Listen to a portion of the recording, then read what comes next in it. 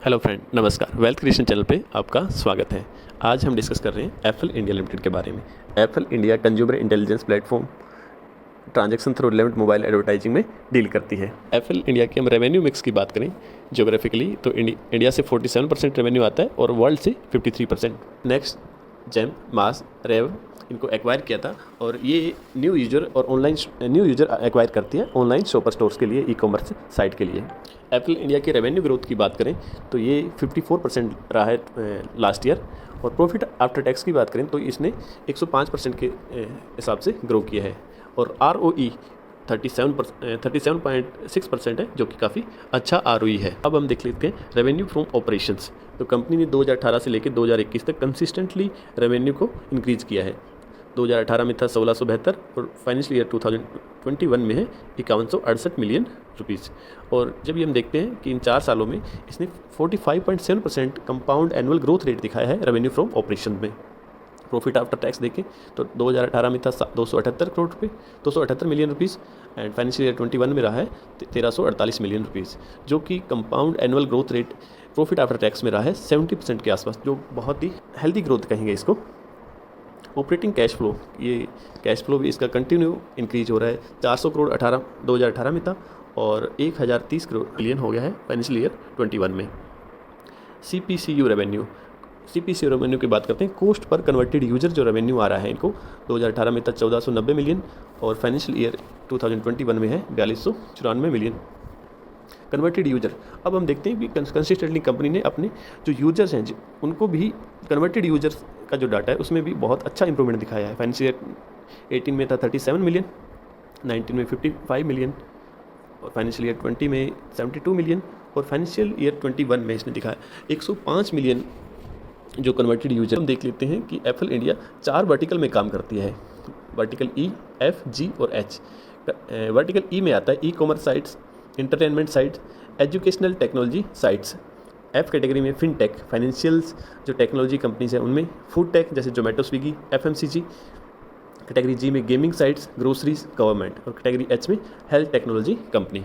हम human capital की बात करें तो कंपनी की जो टोटल एम्प्लॉई है 385 एम्प्लॉइज़ है, जिसमें से देखते हैं कि रिसर्च एंड डेवलपमेंट में 147 एम्प्लॉइज़ काम कर रहे हैं, जो कि एक स्टैगरिंग डाटा है हमारे लिए, क्योंकि 50% के आसपास कंपनी ने अपना जो ह्यूमन कैपिटल है वो रिसर्च एंड डेवलपमेंट में लगा रखा है। और इसका रिजल्ट भी हमें देखने को मिल रहा है, क्योंकि हम देखते हैं कंपनी के पास 18 पेटेंट है और एक अभी अप्रूवल स्टेज पे है, क्योंकि ये टेक्नोलॉजी बेस्ड कंपनी है।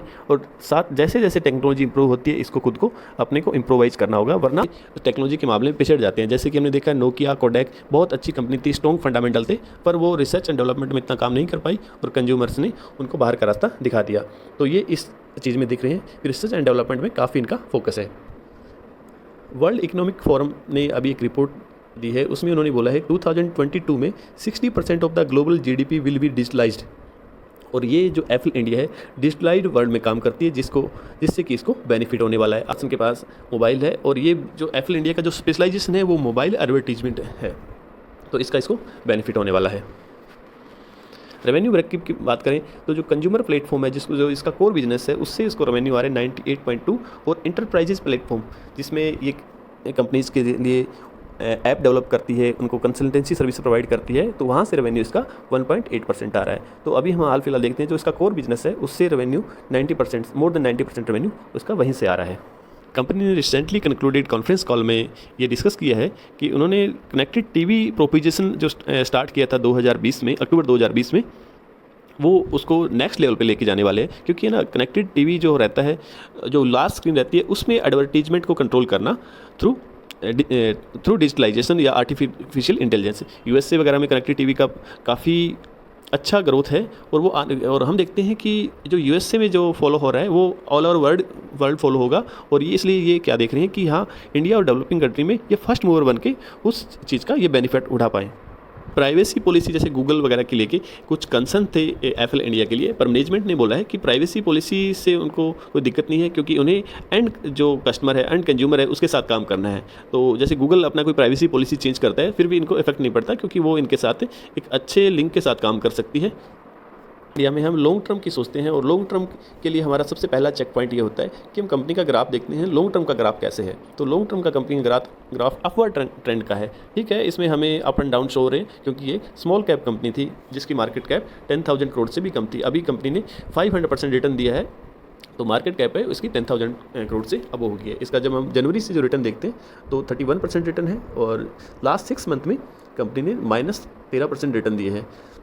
हम देख रहे हैं कि इसने कंपनी ने काफ़ी अच्छी ग्रोथ कर ली थी, उसके बाद ये कंसोलिडेशन फेज में चली गई। एप्पल इंडिया का मार्केट कैप अभी देखते हैं तो 13,000 करोड़ का है, करंट प्राइस 5,000, हाई इसने बनाया था 6,287 का। स्टॉक भी अभी हाई दिखाई दे रहा है 88 का है, जबकि मार्केट इसको हाई पे इसीलिए दे रही है कि इसमें ग्रोथ पोटेंशियल मार्केट को शो हो रहा है। ROC ROE बहुत ही अच्छा है, इंटरेस्ट कवरेज रेशियो अच्छा है, करंट रेशियो भी एक्सेप्टेबल करंट रेशियो है इसका।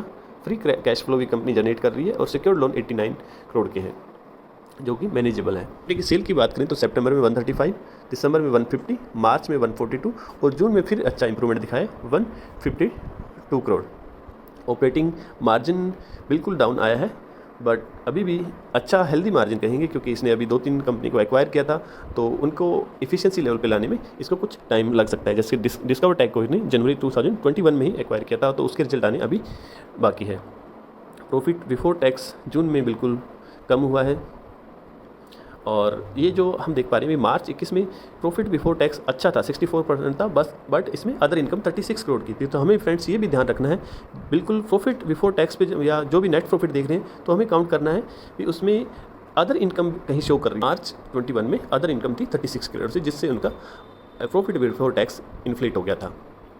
ईयर ऑन ईयर सेल का बात करें तो अच्छा healthy year on year cell grow है, 167 2018 में, 249 19 में, 330 2020 में और मार्च 2021 में 500 करोड़ के आसपास। प्रॉफिट मार्जिन बिल्कुल ईयर ऑन ईयर देख रहे हैं तो थोड़ा सा डाउन है, थोड़ा प्रेशर में है। सेम प्रॉब्लम इन्होंने अभी रिसेंटली कुछ कंपनीज एक्वायर की है जो सस्टेन नहीं कर पा रही थी खुद को, और अभी उन्हीं को एप्पल की जो एफिशिएंसी, एप्पल के जो मार्जिन है उनको मैच करने में थोड़ा टाइम लग सकता है। नेट प्रॉफिट अच्छा है। रिजर्व की बात करें तो कंपनी ने रिजर्व भी ग्रो की है। 18 में 6 करोड़ थी, मार्च 19 में 48 करोड़ हुए, 2020 में 204 करोड़ और फिर मार्च 21 में 333 करोड़। बोरोइंग भी इन्होंने बढ़ाई है, बट ये अभी जो एक्विजिशन है या फर्दर इनके जो प्लान है उसके लिए उन्होंने बोरोइंग अभी रिसेंटली की थी। ये सर्विस बेस्ड कंपनी है तो इन्वेंट्री डेज पेबल की कोई बात नहीं है। डेटर डेज जरूर इनके 70 और 80 के बीच में ये रहते हैं, तो जो कि एक कंसिस्टेंट है, कोई दिक्कत वाली बात नहीं है इसमें। कैश कन्वर्जन साइकिल भी ठीक ठाक है।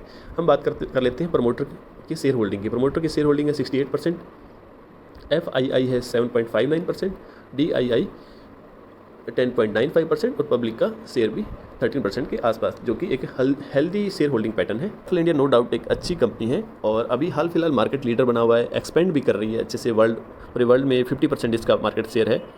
बट हम देखते हैं कि टेक्नोलॉजी कंपनी जितना जल्दी ऊपर जाती है उतना ही जल्दी नीचे आ जाती है, क्योंकि टेक्नोलॉजी बहुत ही फास्ट चेंज हो रही है और कोई भी कंपनी उसने खुद को अपने आप को अपडेट नहीं किया, कुछ R&D नहीं किया, तो वो आउटडेटेड हो जाती है और मार्केट से गायब भी हो जाती है। उसको मार्केट फिर उसी प्रीमियम वैल्यूएशन पे नहीं रखता।